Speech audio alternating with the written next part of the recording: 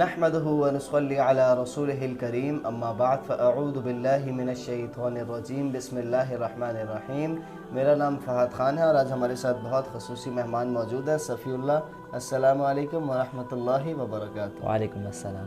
صفی اللہ صاحب ماشاءاللہ محمد قاسم عبد الکریم صاحب کے خوابوں پر یقین رکھتے ہیں، تو آئیے ہم ان سے جانتے ہیں کہ آپ کو کس طرح محمد قاسم عبد الکریم صاحب کے خوابوں پر یقین ہوا اور کب سے آپ یہ یقین کرنا شروع ہوئے ہیں؟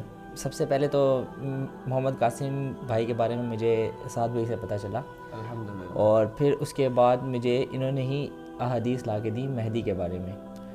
اس کے علاوہ جب میں نے علماء کو سرچ کیا تو اس ٹائم تک علماء نے کی کوئی اس طرح مہدی کے بارے میں ویڈیوز اویلیبل نہیں تھیں، اور جس کی بھی تھیں اب میں بتاتا ہوں تو وہ ساری اس طرح کی احادیث تھیں کہ وہ عرب میں پیدا ہوں گے، اور انہوں نے ایک کنسیپٹ بنایا ہوا تھا کہ مہدی عرب سے ہوں گے۔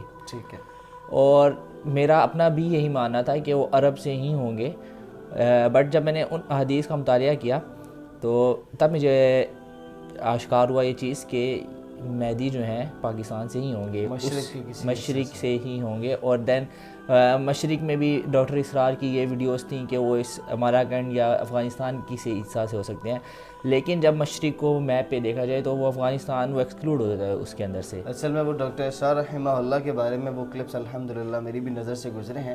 حدیث میں الفاظ ہے من قبل خراسان، جس کا اردو میں معنی ہوتا ہے خراسان کی جانب سے۔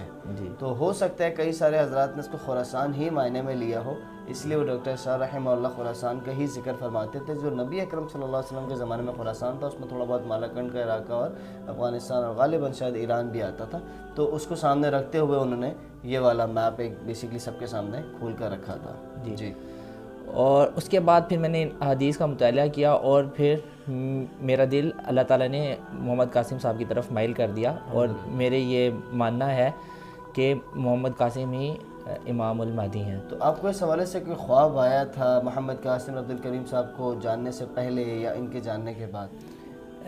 جب میں نے جب بلیو میرا اللہ تعالیٰ نے بنا دیا اس سے پہلے تو کوئی خواب نہیں آیا، بٹ پھر میں یہ دعا کر کے سوتا تھا کہ اللہ تعالیٰ مجھے ایک طرف میرا دل مائل کر دے اور میرے اوپر کلیئر ہو جائے چیزیں۔ ایک رات میں سو رہا تھا اسی طرح، تو مجھے ایک خواب ہے کہ میں ایک لکڑی کا تنا سا ہے اور اس کے نیچے سے پانی سا گزر رہا ہے، اور وہ تنا بہت زیادہ ہل رہا ہے، میں اس کے اوپر سے گزر رہا ہوں، اور مجھے اس طرح کی فیلنگز آئی کہ یہ پل صراط ہے۔ اللہ اکبر۔ اور پھر تھوڑا سا میں آگے چلتا ہوں تو وہ پل اس طرح بینڈ ہو کے بالکل میرے سامنے آ گیا، پیرالل آ گیا میرے سامنے، اچھا، اور پھر میں نے اس کو کلائم کیا اور میں ایک بلڈنگ کی چھت پہ پہنچ گیا۔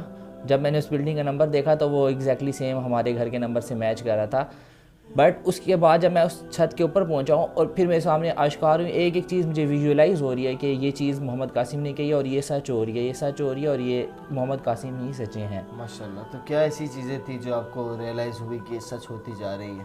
یہ ان کے جو انہوں نے خواب بتائے ہوئے تھے اور یہ سارا پریڈکشنز وغیرہ۔ کوئی ایسا ایک اسپیسیفک خواب جو اس وقت یاد آیا ہو آپ کو؟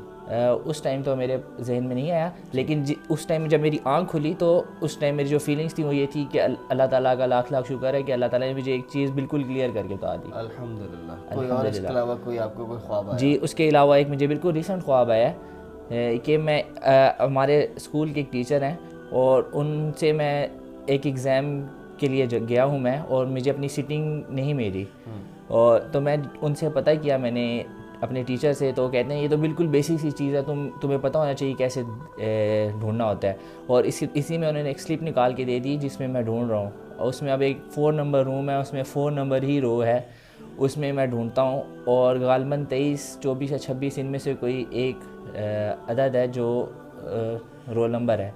جب میں اس پہ ڈھونڈتا ہوں اور میں ڈھونڈتا ہوا نیچے آتا ہوں لسٹ میں تو دیکھتا ہوں کہ اس رول نمبر پہ محمد قاسم لکھا ہوا ہے۔ سبحان اللہ، ماشاءاللہ۔ اور پھر وہ مجھے کہتے ہیں مل گیا؟ میں نے کہا ہاں جی مجھے مل گیا۔